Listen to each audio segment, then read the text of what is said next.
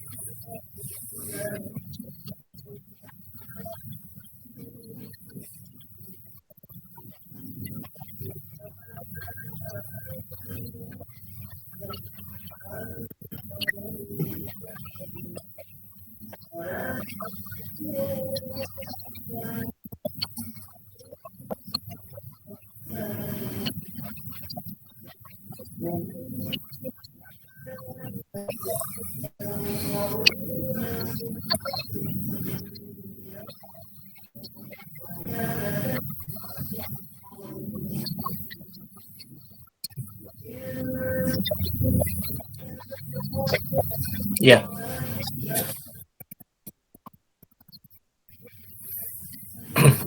ya, alhamdulillahirabbil alamin. Assalatu wassalamu ala asyrofil anbiya'i wal mursalin wa ala alihi wa sahbihi ajmain. Asyhadu an la ilaha illallah wa asyhadu anna Muhammadan abduhu wa rasuluh, amma ba'd. Alhamdulillah kita sekarang masuk edisi 3 ya, Dinasti Utsmani. Dan ada kesulitan khusus gitu ya ketika menceritakan Utsmani ini karena letaknya yang berada di Eropa dan mayoritas gitu ya kurang mengenal gitu ya peta Eropa itu. Apalagi pas SD belajar peta buta itu paling paling mengerikan gitu ya. Nah, karena itu belajar Turki Utsmani ini memang sudah seharusnya ditemani ya oleh eh, peta gitu, oleh gambar peta maksudnya. Nah, tapi beberapa kesempatan itu memang tidak terkejar ya untuk membuat apa PowerPoint-nya gitu tuh. Nah, karena itu mungkin untuk kesempatan Jumat Sabtu ini kita akan libur dulu. Saya ingin ngejar dulu buat eh, peta dan beberapa gambar gitu ya untuk dinasti Utsmani gitu tuh. Biar tercapai gitu ya niatnya gitu tuh. Karena tanpa gambar itu susah gitu ngebayanginnya gitu ya. Itu di mana gitu tuh. Padahal ada banyak sekali sumber yang bisa kita tunjukkan, baik berupa peta, gambar, foto gitu ya, berkaitan dengan Utsmani ini bisa ditunjukkan gitu ya. Nah, tinggal tinggal merangkainya saja, butuh sedikit waktu gitu ya, butuh sedikit waktu. Sementara untuk menyajikan materi, nah itu yang butuh banyak waktu ya, karena untuk setiap data itu perlu diverifikasi dulu gitu ya, bener enggaknya gitu ya, dan lain-lain itu perlu digali dulu. Itu memang rada lama yang seperti itu. Nah, dalam kesempatan ini kita akan membahas Sultan Orhan. Ini adalah pemimpin Utsmani pertama yang dikenal dengan gelar Sultan. Sementara Utsman itu belum menggunakan gelar Sultan, ya. Apalagi bapaknya Utsman yaitu Ertugrul belum. Apalagi kakeknya Sulaiman, jelas-jelas belum, gitu ya. Nah, sekarang kita akan lihat Sultan Orhan itu seperti apa, jejak langkahnya. Teksnya saya ambil dari buku John Freely ya, dari buku John Freely tentang Sultan Muhammad Al-Fatih. Tetapi kita akan membahas isinya dari buku Herbert Gibbons yang ada di poster gitu ya. Jadi untuk memudahkan alur cerita, saya ambil dari buku John Freely. Kenapa? Karena buku John Freely ini singkat saja gitu, ya, singkat saja teksnya, tetapi mencakup mayoritas yang terjadi pada masa Orhan. John Freely ya, nggak pakai kepanjangan nama artis gitu, nggak. Itu ya. Nah, jadi Orhan ini, kata John Freely ya, eh, kita lihat itu nomor awal tahun 1324, Usman Ghazi meninggal pada tahun 1324 dan digantikan putranya Orhan Ghazi, penguasa Utsmani pertama yang menggunakan gelar Sultan. Begitulah panggilannya dalam sebuah prasasti. Sampai sekarang saya belum tahu ya prasasti ini prasasti yang mana gitu. Apakah di makam gitu ya, di makamnya siapa, Orhan, tertulis nama Sultan itu, atau di prasasti yang mana gitu. Di sumber-sumber yang saya miliki itu nggak ada gitu disebutkan prasastinya yang mana gitu ya. Disebut Sultan itu, sampai sekarang saya belum bisa memverifikasinya itu sumbernya dari mana gitu ya. Nah, dikatakan oleh John Freely di sini bahwa Utsman itu, Sultan pertama Utsmani, wafatnya itu tahun 1324. Sementara kemarin kita bahas tahun 1326. Ya. Ini memang ada kebingungan gitu ya. Entah kebingungan, entah gimana itu di kalangan sejarawan. Memang ada dua pendapat ini, dan saya nggak melihat ada pendapat ketiga gitu tentang tahun wafatnya Utsman. Ada yang mengatakan tahun 1324, ada yang mengatakan tahun 1326 wafatnya Utsman itu. Ya. Nah, sementara referensi yang sedang kita gunakan dalam kajian buka buku ini, yaitu karya Gibbons ya, itu dikatakan bahwa Utsman meninggal tahun 1326.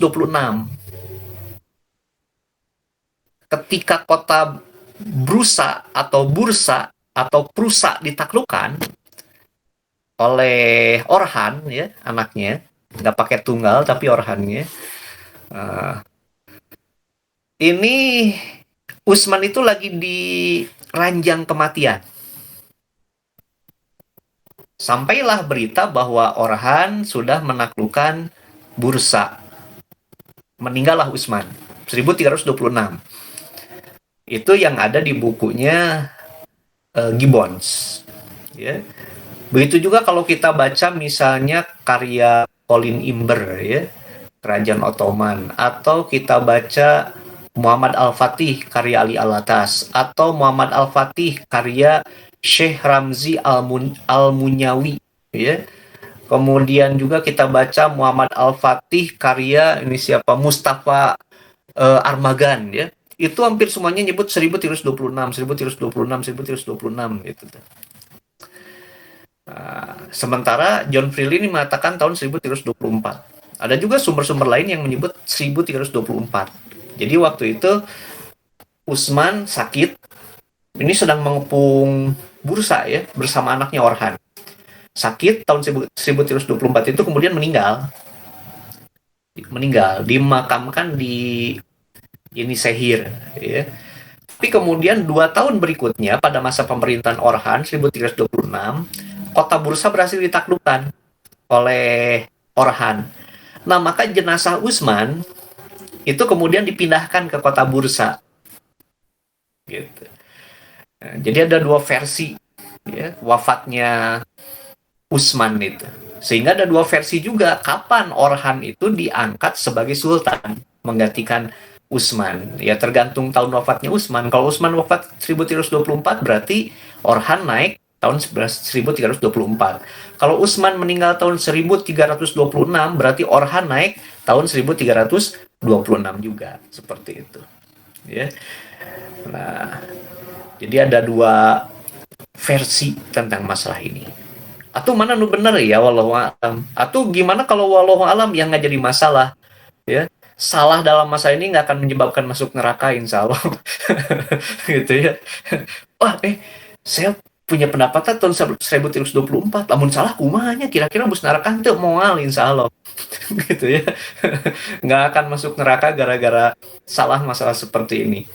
Dan dalam masalah agama juga banyak hal yang kalau berbeda kemudian kita di pihak yang salah gitu ya, itu nggak akan jadi masalah gitu. Ya nggak akan jadi masalah. Karena banyak hal dalam agama itu yang benernya dapat 2 pahala, yang salahnya dapat 1 pahala. Itu banyak sekali dalam agama yang seperti itu, gitu ya. Walaupun ada juga salah-salah yang nggak ditolerir, gitu ya, dalam agama itu. Tapi sedikit salah yang nggak ditolerir itu, ya sedikit sekali. Misalnya punya kepercayaan bahwa eh, Tuhan itu nggak ada, wah itu mah nggak ditolerir, ya. Seperti ada seorang novelis Turki itu namanya Orhan Pamuk, namanya sama dengan tokoh yang sedang kita bahas sekarang ya. Buku-bukunya menyenangkan dibaca itu ya, saya senang baca-baca buku Orhan Pamuk. Cuma Orhan Pamuk ini memang nggak percaya gitu sama Tuhan. Dalam bukunya Istanbul itu diceritakan ya, bahwa dia udah nggak percaya lagi bahwa Tuhan itu ada gitu tuh. Tetapi ketika disebut bahwa dia itu seorang ateis, dia nggak mau disebut ateis. Gitu tuh. Enggak, saya bukan ateis katanya. Jadi kamu siapa? Ya saya muslim katanya. Tapi Anda percaya sama Tuhan? Enggak katanya. Tapi jangan bilang saya ateis, saya muslim katanya, karena saya dibesarkan di lingkungan muslim katanya seperti itu. Ya, ada tuh tokoh namanya Orhan Pamuk. Ya, punya keyakinan seperti itu, kesalahan yang fatal yang seperti itu mah ya. Eh, itu nggak mungkin dapat pahala yang seperti itu mah. Salahnya nggak dapat pahala yang seperti itu ya. Tapi banyak salah-salah yang dapat pahala itu. Kayak misalnya sholat taraweh itu 11 atau 20 tilu. Siapapun yang salah, insya Allah itu ya dapat pahala 1. Siapapun yang benar, insya Allah dapat pahala 2. Gitu tuh. Dalam hal seperti itu mah, gitu ya. Insya Allah. Gitu tuh. Jadi, nggak perlu pas saya, ya. Ganti aja A, ujungnya itu pakai O. Ya, insya Allah. Jadi tisu, gitu ya. Hal seperti itu udah dapat jaminan gitu ya. Seandainya mujtahidnya itu mengeluarkan fatwanya dengan ikhlas, memang punya ilmunya gitu ya, menggunakan metode yang benar dalam mencapai kesimpulan ya. Kalaupun salah tetap dapat pahala yang seperti itu mah. Jadi jangan khawatir. Ah saya mah ngambil yang 1326 weh, mantap gitu ya. Nggak jadi masalah. Nggak jadi masalah. Oke, kita lanjutkan. Jadi kalau menurut John Freely 1324 ya. Kita lanjut 1326. 2 tahun setelah menduduki singgasana, Orhan merebut Prusa. Dalam bahasa Turki menjadi Bursa. Kota itu pun menjadi ibu kota pertama Kekaisaran Utsmani. Nah ini nggak ada perdebatan bahwa kota Bursa atau Prusa ya, atau Brusa ini ditaklukkan pada tahun 1326. Sekali lagi diingatkan ya, jangan kebalik sama kota yang ada di Yordantea ya. Kota apa namanya itu? Busro ya. Nah, ada Busro di Yordan, ada Bursa di Turki, ada Basro di Irak, dan ada Basreng di Bandung. Gitu ya. Itu mirip-mirip gitu tuh. Ada Bursa, ada Basro, ada Busro ya, dan ada Basreng seperti itu. Nah, jadi kota Bursa ini ditaklukkan oleh Orhan. Tahunnya jelas 1326, penakluknya juga jelas yaitu Orhan. Cuma yang tidak jelas itu apakah itu sudah masa pemerintahan Orhan atau masih masa pemerintahan Utsman, itu aja yang nggak jelas itu. Itu sih yang tidak jelas. Nah ini dikepungnya lama. Mulai dikepung itu tahun 1317.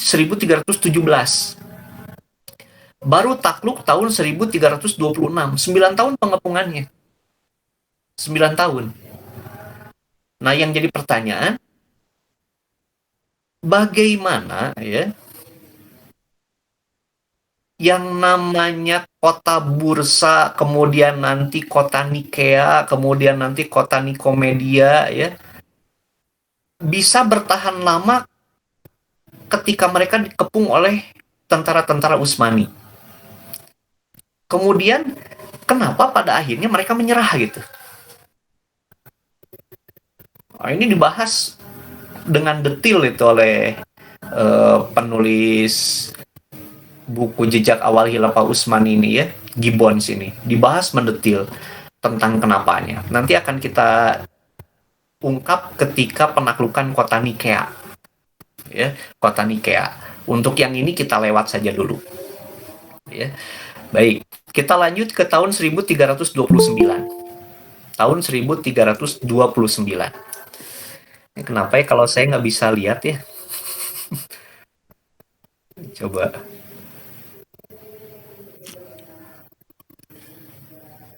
Oh iya. Iya, nggak adaan. Saya mah cuma tulisan Yapki we unggul. Harus tina komputer juga nama. Ya, nggak apa-apa. Iya, oh gitu. Iya. Nanti aja dikirim ya, udah selesai ya. Kalau jadi baru.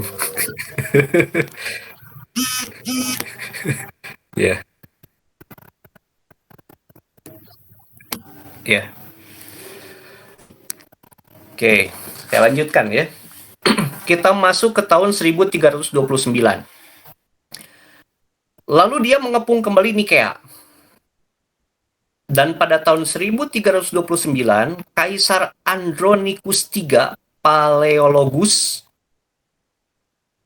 yang memimpin dari tahun 1328 sampai 1341 memimpin langsung ekspedisi untuk membebaskan kota tersebut. Orhan mengalahkan pasukan Bizantium dalam perang Pelekanon serta melukai kaisarnya. Mengandalkan komandannya John Cantacuzenus, itu pakai T ya, bukan pakai C, itu makan Cantacuzenus. Cantacuzenus itu ya, untuk memimpin pasukan yang kalah kembali ke Konstantinopel. Nah, ini kaisar terakhir yang punya kepedulian untuk menghadapi Kesultanan Utsmani. Kaisar-kaisar Bizantium sebelumnya itu betul-betul nggak peduli gitu, ya. Tapi memang Kaisar Andronicus III ini kaisar yang durhaka gitu ya, kaisar yang durhaka.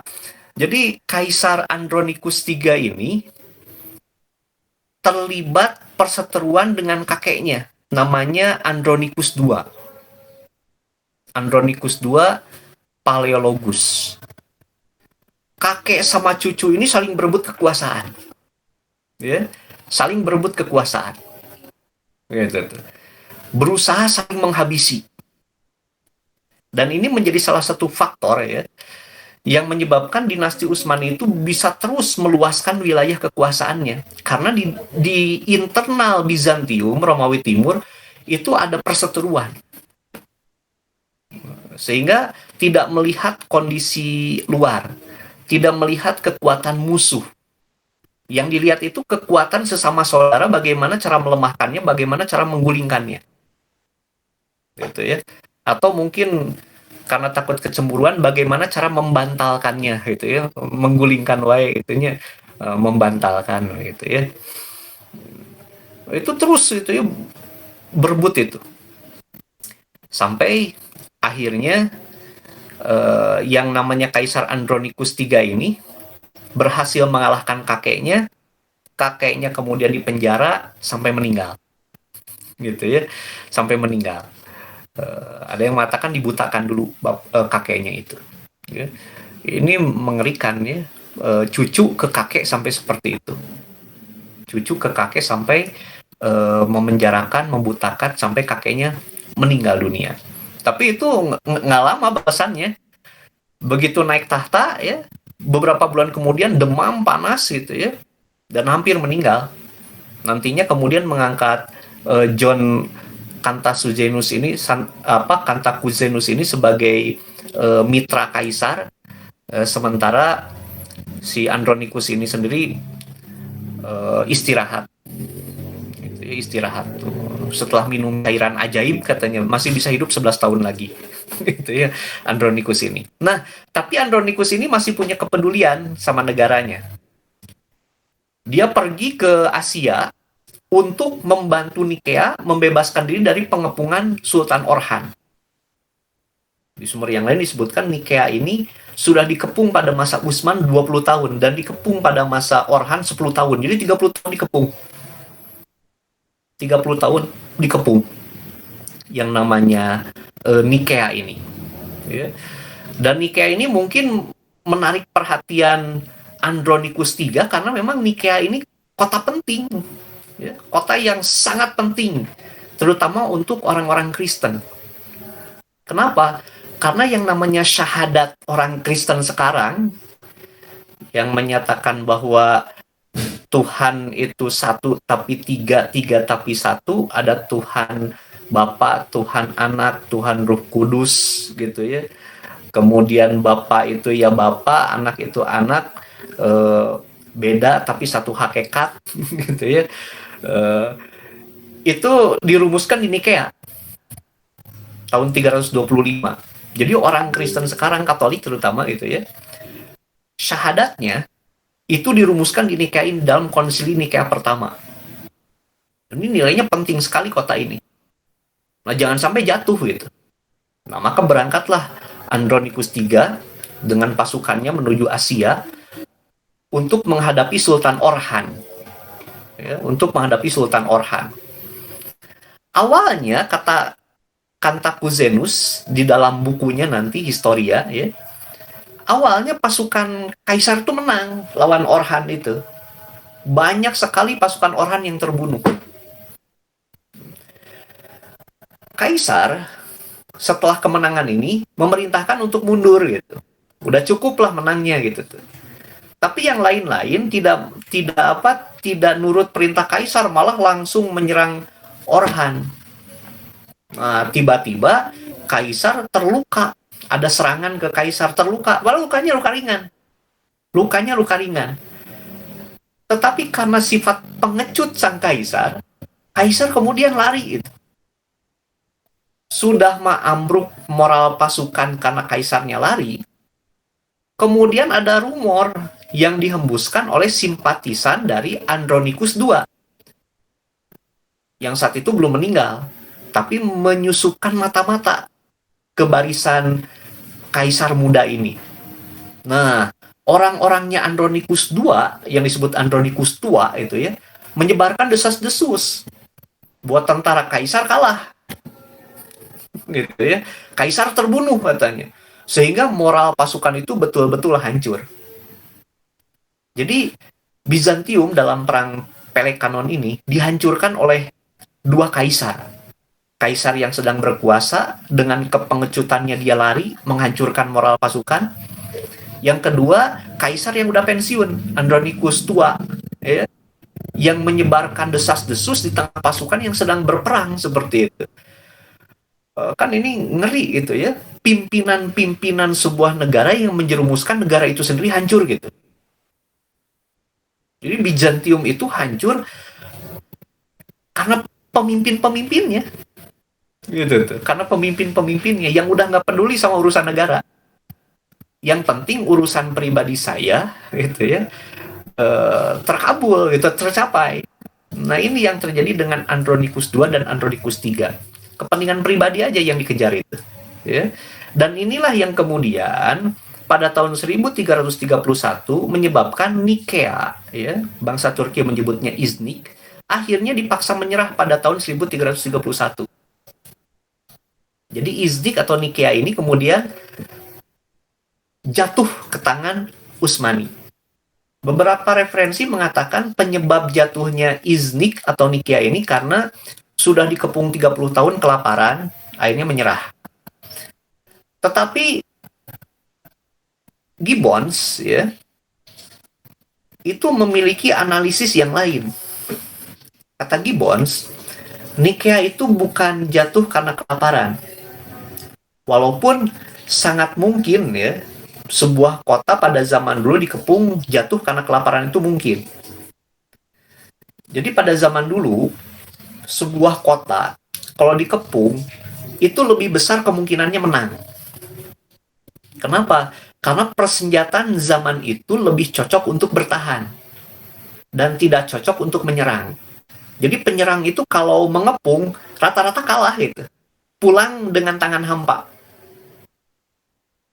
Mengepung itu. Makanya kita lihat pengepungan Konstantinopel zaman Muawiyah, ya, zaman Sulaiman bin Abdul Malik, zaman Harun ar-Rasyid itu gagal.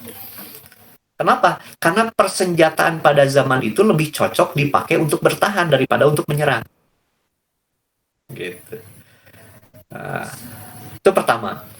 Kemudian, sebuah kota yang dikepung menyerah biasanya karena dua hal penyebabnya. Satu, karena kelaparan, ya, karena nggak ada akses makanan masuk. Yang kedua, karena pengkhianatan. Yang kedua, karena pengkhianatan. Gitu. Dua hal itu saja katanya yang biasanya menyebabkan sebuah kota di zaman dulu dikepung kemudian menyerah. Jarang sekali, walaupun ada, sebuah kota dikepung kemudian kalah karena dikepung itu diserang oleh para pengepung. Itu jarang sekali. Nah, yang jadi pertanyaan, kenapa Nike menyerah? Apakah karena pengkhianatan? Pengkhianatan dari dalam kota nggak ada.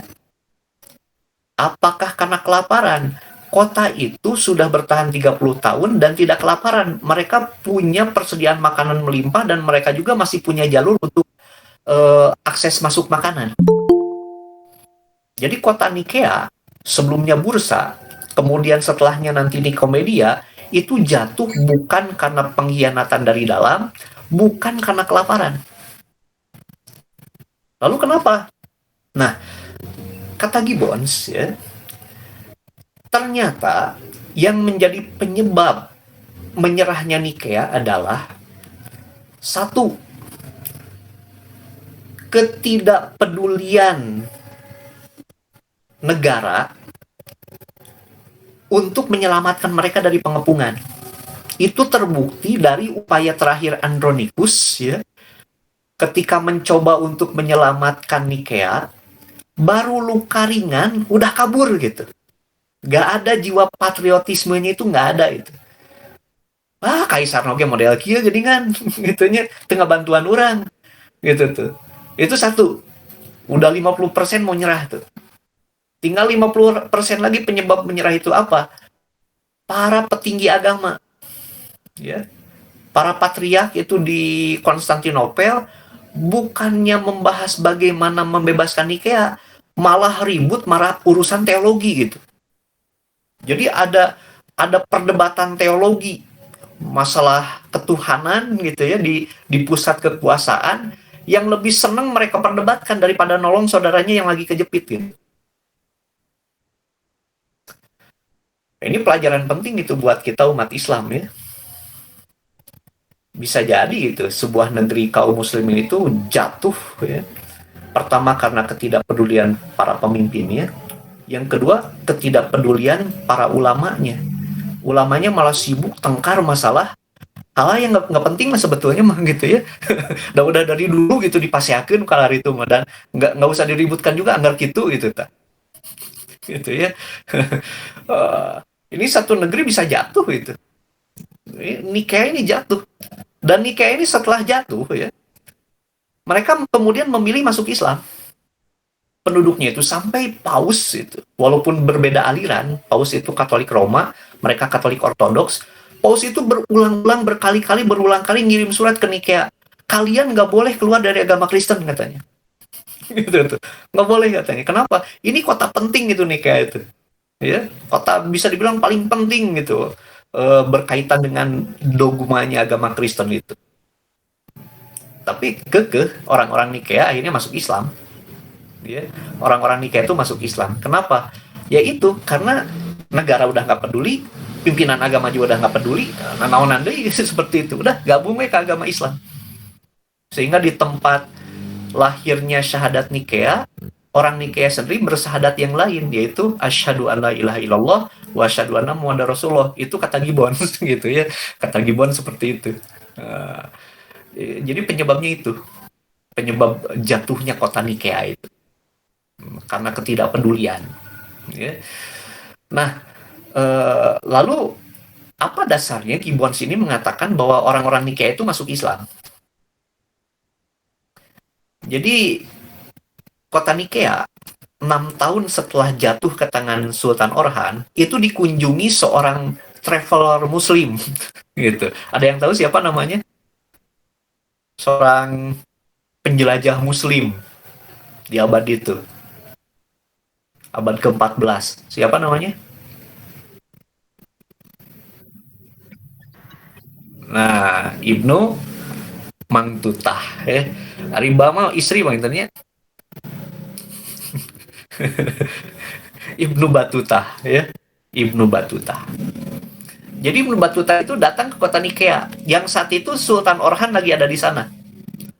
Disebutkan dalam buku Ibnu Batuta itu yang dikutip oleh Gibbons ya, bahwa Sultan Orhan, kata Ibnu Batuta, itu punya 100 istana dan beliau itu selalu mengunjungi istana-istana itu bergiliran untuk mengecek kondisi wilayah di sana.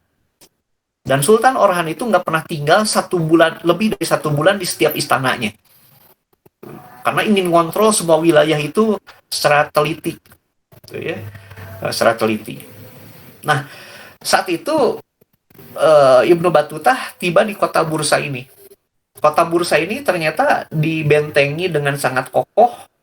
Untuk masuk itu harus melewati jembatan gantung, katanya, sehingga orang naik kuda itu nggak bisa masuk. Nggak bisa masuk. Harus turun dulu dari kudanya, jalan kaki ke sana. Tapi penduduknya tinggal sedikit, katanya. Penduduknya tinggal sedikit. Nah, keterangan Ibnu Battuta ini menjadi argumen bagi yang mengatakan bahwa sebetulnya kota Nikea itu menyerah bukan karena serangan musuh. Karena ada beberapa sumber mengatakan tembok-tembok Nikea itu runtuh dalam penyerangan ini. Ternyata keterangan Ibnu Battuta mengatakan masih utuh itu temboknya. Masih utuh. Ya. Tetapi keterangan Ibnu Battuta mengatakan bahwa penduduk kota Nikea itu tinggal sedikit. Tinggal sedikit. Pertanyaannya kemana? Ada 3 kemungkinan. Kemungkinan pertama, penduduk Nikea itu sudah banyak yang meninggal, terbunuh. Terbunuh karena apa? Karena perang. Pengepungan itu tidak menyebabkan banyak kematian. Jadi kalaupun terbunuh bukan karena perang, karena apa? Biasanya karena wabah. Dan pada waktu itu bukan musim wabah. Bukan musim wabah. Jadi tidak ada kematian dalam skala besar karena wabah. Ya, dan karena perang pun bukan. Jadi bukan itu penyebabnya. Bukan itu penyebab kota Nikea itu kekurangan penduduk. Yang kedua, bisa jadi ada migrasi massal ke Konstantinopel atau ke wilayah-wilayah Kristen yang lain. Tetapi semua sumber di Konstantinopel, semua sumber di Barat Kristen gitu ya, yang bisa digali berkaitan dengan kota Nikea ini, berkaitan dengan Konstantinopel dan lain-lain, tidak ada migrasi besar-besaran di kota Nikea. Karena mereka ini terkenal sebagai penunun sutra, ya, terkenal sebagai pembuat gerabah.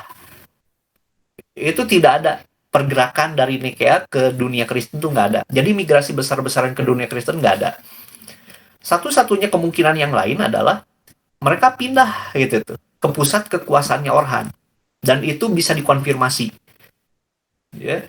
Jadi pada masa Orhan, di pusat kekuasaannya itu jumlah penduduk itu sudah mencapai 500.000 jiwa.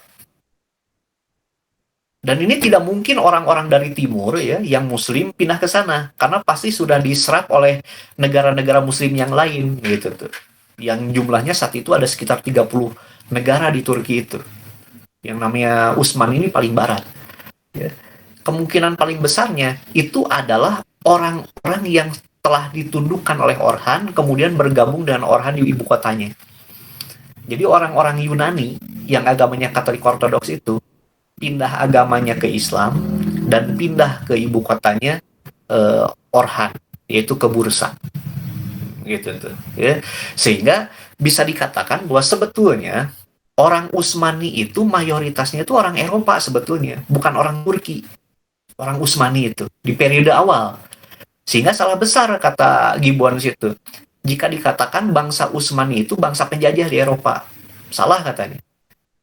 Karena bangsa Utsmani itu mayoritasnya orang Eropa. Gitu tuh. Bukan orang Turki. Ya, bukan orang Turki. Nah, nanti setelah penaklukan Konstantinopel baru gitu ya wilayah-wilayah Turki itu ditaklukkan oleh Utsmani. Gitu. Ya. Tapi wilayah terbesar dari Utsmani itu Eropa dan penduduk terbesarnya Eropa, muslim terbesarnya juga muslim Eropa gitu. Jadi orang-orang Utsmani ini mayoritasnya orang Eropa, walaupun intinya sultan-sultannya itu orang Turki. gitu ya. Sultan-sultannya orang Turki, gitu ya. Nah ini tentang penaklukan Iznik ini dibahas panjang gitu ya oleh Gibbons ini. Lumayan lah gitu ya, pembahasannya cukup panjang tentang penaklukan Iznik atau Nikea, dan ini memang memberikan pelajaran penting gitu ya bagi umat Islam tentang arti peduli, ya, tentang arti peduli. Indonesia Muslim mayoritas gitu ya, tapi mungkin ada beberapa daerah, beberapa kampung gitu ya, yang hidup miskin,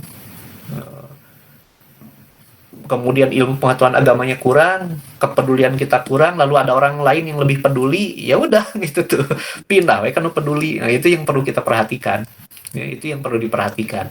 Makanya alhamdulillah ada ormas-ormas Islam itu yang punya pikiran ke sana gitu ya, mengerahkan tenaga, materi, pikiran untuk membantu saudara-saudara muslim yang seperti ini kondisinya. Gitu ya. Kita harus bersyukur karena kita sendiri nggak punya tenaga untuk itu gitu ya, dan pikiran kita juga nggak ke sana gitu tuh ya, tapi ada saudara-saudara kita yang berpikir ke sana, mengerahkan ekonomi, materi, pikiran, tenaga hidupnya untuk itu gitu, untuk menolong saudara-saudara muslim kita agar tetap kuat akidahnya, tetap kuat agamanya gitu ya. Ya dalam doa-doa kita ya harus nyempil lah gitu ya, doa baik untuk mereka-mereka yang seperti itu gitu ya. Baik, 1331. Kita masuk sekarang tahun 1337. Setelah itu Orhan, sekali lagi nggak pakai tunggal ya, mengepung Nikomedia, dalam bahasa Turki disebut Izmit, yang akhirnya menyerah 6 tahun kemudian. Penyerahan ini melengkapi penaklukan Utsmani atas Bitinia. Bitinia itu provinsi paling barat Kekaisaran Romawi Timur yang ada di Turki sekarang. Jadi Turki sekarang itu ada yang timur, ada yang tengah, ada yang barat. Nah, Bitinia itu di sebelah barat. Baratnya barat utara. Gitu ya. Itu namanya provinsi Bitinia. Kalau barat selatan namanya Misia namanya, ya, Misia. Nah, ini barat utara. Disebutnya itu Bitinia, ya. Bitinia. Sekali lagi, setelah itu Orhan mengepung Nikomedia, dalam bahasa Turki disebut Izmit, yang akhirnya menyerah 6 tahun kemudian. Penyerahan ini melengkapi penaklukan Utsmani atas Bitinia. Saat itu Orhan telah menyerap Beylikkrasi yang bertetanggaan dengannya di selatan. Kini Utsmani menguasai semua bagian barat Anatolia di sebelah timur Bosporus, Laut Marmara, dan Dardanella. Nah, jadi pada tahun 1337 itu semua wilayah barat dari Turki sekarang itu sudah dipegang oleh kerajaan Utsmani. Kalau sebelah timurnya itu ada kerajaan-kerajaan Turki yang lain. Udah disebutkan sekitar 30 kerajaan. Gitu ya. Nah, ini wilayah baratnya, wilayah barat paling barat itu sudah dikuasai Utsmani, sehingga Utsmani ini langsung berhadapan dengan Eropa. Gitu. Langsung berhadapan dengan Eropa. Kekuasaan Utsmani ini. Yang namanya Istanbul itu sudah ada di depan mata. Yang namanya Konstantinopel sudah ada di depan mata. Udah terlihat dengan mata telanjang. Ya. Udah terlihat dengan mata telanjang. Emang ngosok di celana gitu mata gitu. Sampai ada yang disebut mata telanjang segala gitu. Nah, seperti itu ya. Oke, ini kita lewat saja. Kita masuk tahun 1341.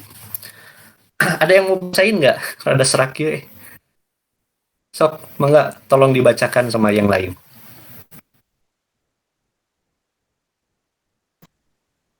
Yang mana, Kang?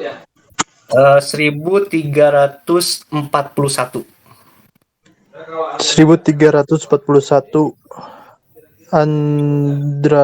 Andronicus III meninggal pada 15 Juni 1341 dan digantikan putranya John V Kanta Paleologus yang berusia 9 tahun. John Cantacuzenus ditunjuk sebagai wali, dan pada tahun itu juga para pendukung mendaulatnya sebagai kaisar. Peristiwa ini memicu perang saudara yang berlangsung hingga 8 Februari 1347. Masa Cantacuzenus dinobatkan sebagai kaisar senior bersama John V. Iya, kan John Lennon ya, John John 5. Ah, Christian. Chris John. Jadi di ujung hidup kekaisaran Bizantium itu, para pemimpin itu pasea gitu, ya, saling cakar, gitu, saling bunuh, ya, bukan saling sikut lagi, saling bunuh seperti itu. Tadi udah ceritakan antara kakek sama cucu itu gelut gitu, perebut kekuasaan. Ya. Nah ini John Cantacuzenus ini teman dari bapak yang menjadi kaisar berikutnya. Jadi kaisar yang sekarang itu bapaknya gitu ya, temenan dekat sama John Cantacuzenus ini. Bahkan penasehat dekatnya. Tetapi begitu si bapak meninggal diganti anaknya gitu ya. Itu John ini seolah-olah tanda kutip berkhianat gitu, malah ngambil kekuasaan itu. Ya. Ujungnya apa ya? Perang saudara, jelas itu perang saudara. Dan karena perang saudara ini nanti ada banyak sekali negara-negara tetangga yang punya nafsu untuk ngambil kekaisaran ini. Termasuk Utsmani. Utsmani itu cuma satu saja dari sekian negara yang ingin menggerogoti wilayah Bizantium. Gitu ya. Kalau Utsmani nanti di ujung hayatnya itu disebut orang sakit di Eropa ya. Nah pada masa ini Bizantium itulah orang sakit di Eropa. Negara-negara lain punya ambisi untuk ngambil bagian dari kue Bizantium itu. Ada yang namanya itu Bulgaria ya. Saat itu Tsarnya itu namanya Mikhail. Gitu. Tsar Mikhail ini sampai menikahkan anaknya dengan Andronicus III itu. Biar apa ya, nanti bisa kebagian apalah gitu ya. Kemudian ada namanya waktu itu Tsar Stepanusan namanya. Ini kaisarnya Serbia. Kaisarnya Serbia. Kaisar Serbia yang namanya Stepan Dusan ini punya kekuatan yang sama dengan Orhan. Satu-satunya saingan Orhan katanya. Kata yang namanya Gibbons itu, satu-satunya saingan Orhan untuk merebut Konstantinopel itu adalah Stepan Dusan ini. Stepan Dusan ini mulai terkenal tahun 1330 katanya. Ketika bapaknya yang namanya Uros itu berusaha menikahkan anaknya namanya Anna ya dengan kaisar Bulgaria yang namanya Mikhail. Tapi Mikhail nolak gitu. Namanya ditolak ya, wah itu tuh sakit hati. Sakit hati yang namanya Uros kaisar Serbia itu. Maka diseranglah Bulgaria itu oleh Uros ya, ditemani oleh anaknya yang namanya Stepan Dusan ini. Ternyata anaknya ini jago perang gitu tuh. Jago perang. Akhirnya selesai perang, dikasihlah satu provinsi ke anaknya, tak panguruskeun provinsi eta. Tapi anaknya ini yang namanya Sepandusan gak seneng. Pamannya cuma satu provinsi, setengahnya lah kekuasaan bapak. Anak kurang ajar. Dibere apa? Dikasih hati minta jantung, dikasih satu provinsi minta setengah negara. Gak bisa kata bapaknya. Gitu mah perang atau pak katanya. Perang ini bapak sama anak. Ya.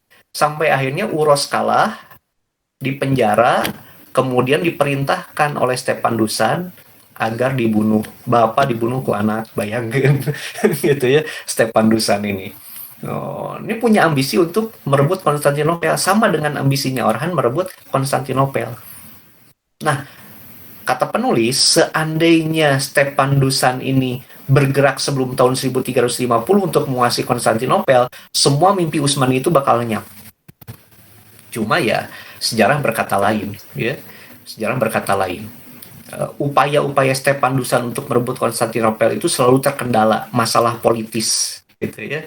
Berbagai perjanjian dengan Venesia, dengan Genoa, dengan yang lain-lain itu tidak membuahkan dukungan gitu ya. Tidak membuahkan dukungan. Nah, jadi ketika Bizantium ini sedang sakit, ya, sedang terpuruk, itu ada banyak sekali negara-negara yang menginginkan bagian. Selain Utsmani, ada tadi Bulgaria, ada yang namanya Serbia, ada Venesia, ya, ada Genoa, ada Papal State, negara Paus, ya, ada Sisilia, gitu. Kemudian juga ada negara-negara Turki yang lain seperti Aydin, Saruhan dan lain-lain. Itu sama-sama saling berebut. Ya. Nah, jadi ini pelajaran juga buat kita ya, kaum muslimin, bangsa Indonesia, jangan sampai jatuh dalam kondisi seperti ini yang akhirnya nanti jadi rebutan orang gitu. Jadi rebutan orang. Kalau jadi rebutan seperti ini, ya kasihan lah gitu ya. Kalau kita bisa lolos, kasihan anak cucu kita. Mungkin nggak lolos seperti itu. Ya. Nah, jangan sampai. Jadi yang kita harapkan, kita Muslim, kita orang Indonesia, negara ini, bangsa ini makin kuat, gitu ya, bersatu, maju seperti itu. Itu yang kita harapkan tentunya ya, dan dijauhkan dari semua perselisihan. Gitu. Nah itu tahun 1341. Sekarang kita masuk tahun 1346. Enggak yang bisa membacakan?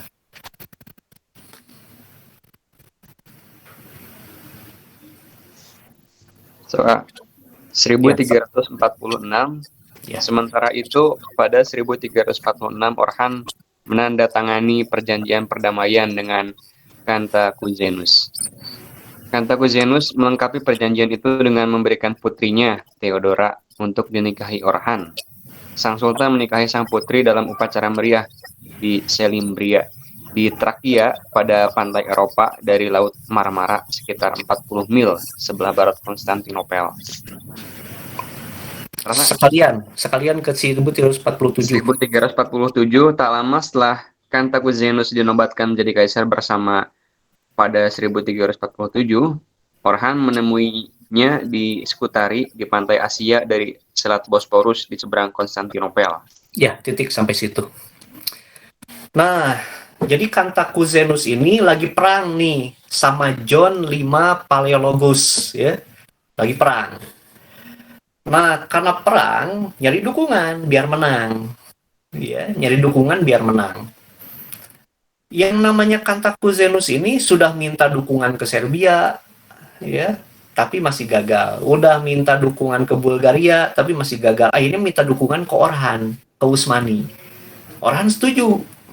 Gitu, setuju. Oke, saya akan bantu dengan 20.000 prajurit. Tapi apa balasannya buat saya? Nanti kamu saya kawinin sama anak saya, katanya gitu. Gitu ya. Nah, jadi ini politik perkawinan. Untuk memperkuat negara itu bisa lewat perkawinan. Ya. Dan ini diakui efektivitasnya gitu. Saya baca sejarah Buddha itu ya di buku ini nih. Ya. Ada nih, Hakikat Ajaran Buddha nih gitu ya. Ryuho Okawa. Ini dijelaskan bahwa Buddha itu sebelum jadi Buddha itu istrinya 4. Ya. Istrinya 4 Buddha itu. Kenapa istrinya 4? Ini berkaitan dengan masalah kerajaan. Yang namanya kerajaan zaman dulu itu sering perang. Ya, sering perang. Karena itu sebuah mimpi belaka jika ada kerajaan yang mengatakan oh, kita cinta damai. Itu cuma mimpi aja kalau zaman itu. Ya. Zaman itu mimpi itu. Mau damai nggak ada perang itu mimpi. Bahkan sekarang pun gitu ya. Sampai dijadikan lagu kan ya, semua orang cinta damai tapi perang makin ramai gitu kan ya. Ada tuh liriknya gitu. Amerika kan teriaknya damai gitu kan ya, Inggris teriaknya damai gitu, Prancis teriaknya damai, tapi mereka sendiri yang paling banyak nyulut perang. Kan gitu ya. Zaman dulu itu perang itu terus-terusan. Nah bisa jadi suatu negara diserang sama musuh kalah. Ya. Suatu negara diserang sama musuh kalah. Nah ketika kalah seperti itu, raja untuk menyelamatkan negara perlu tempat pelarian untuk dijadikan sebagai pemerintahan sementara. Kalau dia punya satu istri, ya, kemudian kalah, udah tamat gitu. Tapi kalau dia punya beberapa istri, dia bisa melarikan diri ya ke negeri dari salah satu istrinya itu gitu, dan dijadikan tempat berlindung, dijadikan tempat pemerintahan sementara seperti itu. Itu salah satu aspek politis nikah sama beberapa wanita yang dilakukan oleh beberapa raja. Kalau pada zaman Nabi, nikah itu dijadikan dakwah gitu. Kita lihat Rasulullah SAW menikah dengan Siti Saudah. Ternyata pernikahan dengan Siti Saudah itu untuk melunakkan hati pimpinan sukunya Siti Saudah, yaitu Bani Amir, yang dipimpin oleh Suhail bin Amr. Dan nantinya emang Suhail lunak ya, dan masuk Islam ujungnya Suhail itu. Kemudian pernikahan Rasulullah SAW dengan misalnya anaknya Abu Sufyan itu siapa? Anaknya Abu Sufyan. Nyai siapa? Siapa? Nyai Romlah. Ya, yang lebih dikenal dengan nama Ummu Habibah ya. Nah, nikahnya Rasulullah SAW dengan Ummu Habibah, Nyai Romlah ya, itu dengan tujuan untuk melunakkan hati Abu Sufyan. Dan setelah Rasulullah SAW menikahi Ummu Salamah, Abu Sufyan makin lunak gitu. Dan ujung-ujungnya masuk Islam. Sehingga dikatakan oleh siapa ya? Penulis buku Sirah Nabawiyah yang dari barat itu. Nanti saya lihat dulu.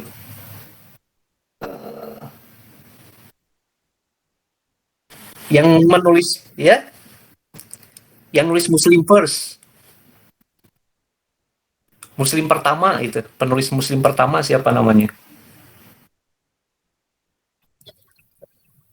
Bukan, ini orang Barat dan bukan Muslim, Yahudi malah. Yahudi beliau tuh. Siapa ya?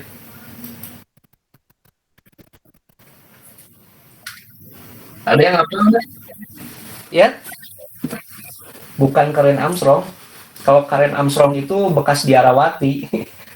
Kristen agamanya. Dulunya gitu ya, sekarang mah enggak. Leslie Hazelton ya. Iya. Leslie Hazelton. Itu. Tadi tuh mau ngomong apa Leslie Hazelton teh? Jadi kalau kata Leslie Hazelton, sebetulnya penyerahan kota Mekah itu sudah dibicarakan antara Nabi dengan Abu Sufyan. Bahwa Mekah itu akan diserahkan baik-baik tanpa pertumpahan darah. Gitu. Itu udah ketika Abu Sufyan pergi ke Madinah itu ya untuk bicarakan itu, penyerahan kota Mekah. Makanya pas Nabi datang dengan 10.000 pasukan itu nggak ada pertumpahan darah, kecuali beberapa pihak di Mekah yang nggak mau diatur sama Abu Sufyan, yaitu Ikrimah bin Abu Jahal. Dia keluar dengan 200 pasukan menyerang gitu, tentara yang dipimpin Khalid bin Walid. Hancur tempo seketika sehingga Ikrimah kemudian lari ke tepi pantai. Gitu ya. Tapi secara keseluruhan penaklukan Mekah itu damai karena memang udah dikondisikan. Gitu. Itu penafsiran Leslie Hazelton ya. Wallahu a'lam benar enggaknya mah ya. Tapi seperti itu dari sudut pandang politik seperti itu katanya. Karena urusan politik itu kalau yang ditampilkan itu yang udah disetujui. Sementara hal-hal yang dibicarakan di balik layar gitu ya, itu biasanya disembunyikan. Nah, besar kemungkinan sebetulnya Abu Sufyan datang ke Mekah itu membicarakan penyerahan Mekah. Karena Abu Sufyan sendiri udah masuk Islam sebetulnya. Gitu ya. Itu tafsirannya Leslie Hazelton. Ya, tafsirannya Leslie Hazelton. Jadi nikah itu bisa memiliki unsur politis gitu. Bagi umat Islam itu untuk dakwah. Untuk dakwah. Seperti misalnya Juwairiyah binti Haris. Ketika pasukan suaminya kalah ya, Juwairiyah binti Haris ini, Juwairiyah kemudian ditawan. Nah, Rasulullah SAW kemudian menawarkan itu untuk dijadikan istri. Setelah masuk Islam, itu ternyata kaum keluarganya ikutan masuk Islam 100 keluarga itu. Sehingga kata para sahabat, oh ini besannya Rasulullah SAW katanya, dan keluarga besan Rasulullah SAW, udah kita bebaskan aja para tawanannya, sehingga 100 keluarga itu dibebaskan semuanya. Sehingga Siti Aisyah berkomentar, tidak ada wanita yang lebih berkah daripada Juwairiyah binti Haris, katanya seperti itu. Ya. Jadi dengan dinikahinya Juwairiyah binti Haris, dari kaum keluarganya itu pada masuk Islam. Jadi ada nilai politis ya. Wallahu alam gitu ya. Presiden kita yang pertama itu menikahi ini, menikahi itu, mungkin tujuannya ke sana gitu. Ya. Tujuannya ke sana untuk menguatkan negara gitu ya, menguatkan negara. Wallahu alam. Nggak tahu gitu ya. Baik, kita lanjutkan ke nomor berapa sekarang? 1354 ya. Bangga yang mau bacakan.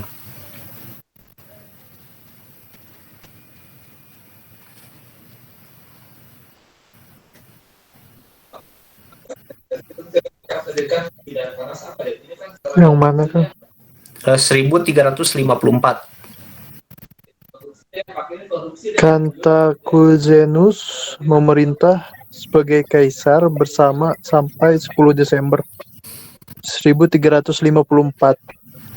Saat dia dicopot pada para pendukung John kelima. Setelah itu dia mengasingkan diri sebagai pendeta dan menuliskan catatan sejarahnya. Historia, salah satu sumber sejarah paling penting dalam abad terakhir sejarah Bizantium dan kebangkitan Turki Utsmani. Satu lagi. 1354. Orhan juga memperluas daerahnya ke timur Anatolia. Hal ini dibuktikan dengan catatan dalam Historia of Cantacuzenus.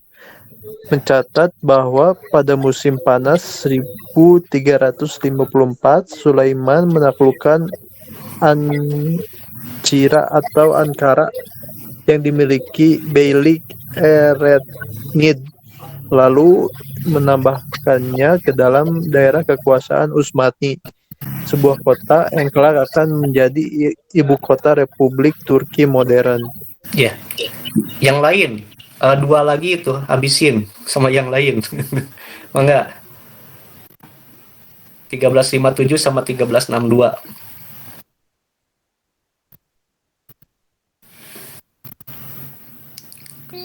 Kang Dodi atau Kang Arif deui sama Kang Arif. 1357, sebuah sumber sejarah Turki mengatakan bahwa Sulaiman menaklukkan kota-kota Trakia, Malkara, Ispala, dan Fize. Penaklukan ini terjadi sebelum musim panas tahun 1357. Saat Sulaiman tewas karena terguling dari kudanya ketika berburu. Tahun 1362, Orhan Gazi meninggal dunia pada tahun tersebut dan digantikan oleh putranya, Murad, yang sedang melakukan ekspedisi ke Trakia. Disalin Sultan Mehmed II. Ya. Trakia itu wilayah di Eropa ya, mulai dari Bulgaria Selatan itu sampai ke Konstantinopel itu namanya Trakia itu. Ya, Trakia. Wilayah itu namanya Trakia itu. Nah, ini yang namanya Sulaiman itu anak tertua dari Orhan. Makanya disebut di belakang itu pakai Pasha. Ya. Sulaiman Pasha. Pasha ini kemungkinan besar berasal dari bahasa Persia yaitu Padisah. Padisah. Disingkat jadi Pasha. Nggak pakai ungu tapi ya. Pasha. Nah, Pasha ini gelar untuk anak lelaki tertua seorang raja. Pasha itu. Tapi nantinya gitu ya dialihkan gitu tuh jadi ke pejabat tinggi dan lain-lain gelar Pasha ini. Awalnya dari Persia ini ya, Pasha ini gelar ini. Nah, Sulaiman ini digadang-gadang jadi penggantinya Orhan. Tapi ya seperti itulah yang namanya takdir ya. Yang namanya takdir. Sulaiman yang jago perang ini kemana-mana perang itu menang terus Sulaiman. Ternyata meninggal sebelum bapaknya meninggal, dan meninggalnya gara-gara naik kuda gitu lagi berburu, gulitik maut gitu. Ya, itu yang namanya takdir gitu ya. Kematian itu nggak tahu kapannya, nggak tahu di mananya, nggak tahu bagaimananya gitu. Kalau Sulaiman ini jelas lebih muda dari bapaknya, gitu ya. Betul nggak? Betul ya. Makanya saya suka heran gitu ya dengan yang mengatakan bahwa Siti Hafsah itu dinikahi Rasul pada usia 65 tahun katanya. Udah nenek-nenek katanya. Padahal Umar itu kan umurnya itu 27 apa 13 tahun lebih muda dari Nabi. Makanya Hafsah anaknya lebih kolot di Umar. Gitu ya. Karena ada yang mempertahankan bahwa istri Nabi itu semuanya nenek-nenek gitu. Kekeh gitu nya pokoknya mah istri Nabi itu semuanya nini-nini gitu tuh. Sehingga terjebak ke dalam kesalahan fatal seperti itu ya. Padahal kita tahu ada beberapa istri Nabi itu yang hidup puluhan tahun setelah Rasul wafat gitu ya, puluhan tahun setelah Rasul wafat gitu tuh. Jadi umurnya itu 100 tahun lebih semua itu akhirnya mah gitu tuh. Dan yang fatalnya itu jadi lebih tua dari bapaknya gitu umurnya itu ya. Dan itu nggak mungkin, itu nggak mungkin ya. Nah, jadi Sulaiman ini meninggal sebelum bapaknya meninggal. Namanya masa depan itu nggak bisa diperkirakan. Kita nggak tahu yang namanya masa depan itu gaib, tertutup. Ya, masa depan itu. Masa depan ini bisa jadi menakutkan karena unsur gelapnya itu. Ya. Tapi ada satu hal yang bisa menyebabkan masa depan yang menakutkan itu jadi menyenangkan. Apa? Kalau kita punya jiwa petualang, gitu ya. Jadi harus jadi Dora lah, gitu ya. Harus jadi Dora, punya jiwa petualang. Yang menakutkan itu jadi menyenangkan. Semua yang menakutkan itu jadi menyenangkan kalau punya jiwa petualang. Karena petualang itu memang ingin sesuatu yang bisa memicu adrenalin biasanya. Yang namanya petualang gitu ya. Jadi seorang muslim itu harus punya jiwa petualang juga. Apalagi dalam menuntut ilmu.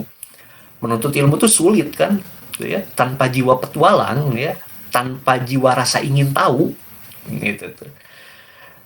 Bukan ingin tahu ya, rasa ingin tahu itu belajar itu sangat-sangat tidak menyenangkan. Tapi kalau kita punya rasa ingin tahu yang besar, punya jiwa bertualang gitu ya, itu menyenangkan.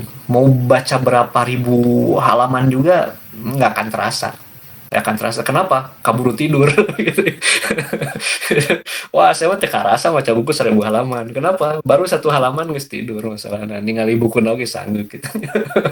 Wah, kandel bukunya gitu tuh. Oke. Nah, Orhan ini meninggal tahun 1362 kata John Philly. Kata beberapa sumber sejarah yang lain. Tetapi kalau menurut Gibbons ya, sebetulnya sumber-sumber Utsmani itu semuanya mengatakan yang namanya Orhan ini meninggal tahun 1359. Sumber-sumber Utsmani itu. Sumber-sumber yang lain mengatakan tahun 1362. Tapi kata Gibbons, sumber-sumber Utsmani lebih akurat. Nah, karena itu Gibbons mengatakan Orhan ini meninggal tahun 1359.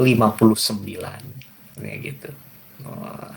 Jadi sambil belajar sejarah, kita juga belajar bahwa ternyata banyak bedanya ya gitu tuh dalam sejarah itu gitu ya, dan bisa diterapkan ke masalah yang lain ya. Ternyata banyak bedanya gitu. Yang kita baca tentang sejarah itu kan biasanya lempeng gitunya, lempeng gitu, tahun segini kejadiannya tahun segini. Tapi kalau dipakai sumber-sumbernya gitu ya, itu pabaliut itu gitu ya.